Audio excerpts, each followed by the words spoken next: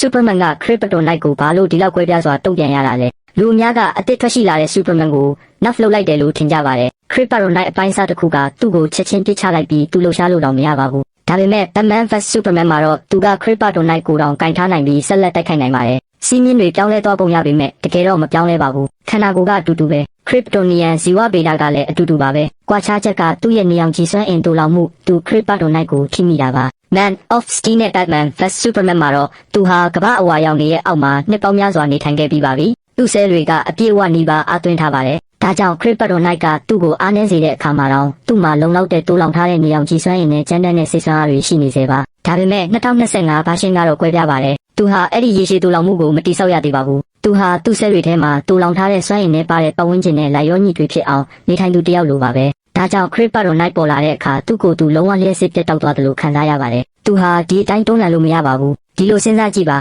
Superman တယောက်ကအားပြည့်နဲ့အနောက်ရှက်တွေကနေတိုက်ခိုက်နေပါတယ်နောက်တစ်ယောက်ကအားနည်းနေပဲသွင်းထားပြီးသားပါ Krypton Knight ကသူ့ကိုမြင်မြင်ပိတ်ပစ်လိုက်တယ်ဒါကြောင့်သူရုတ်တရက်အားနည်းသွားတာမဟုတ်ပါဘူးသူဟာအဲ့ဒီအပြည့်အဝစွမ်းအင်ရတဲ့အဆင့်ကိုမရောက်သေးပါဘူး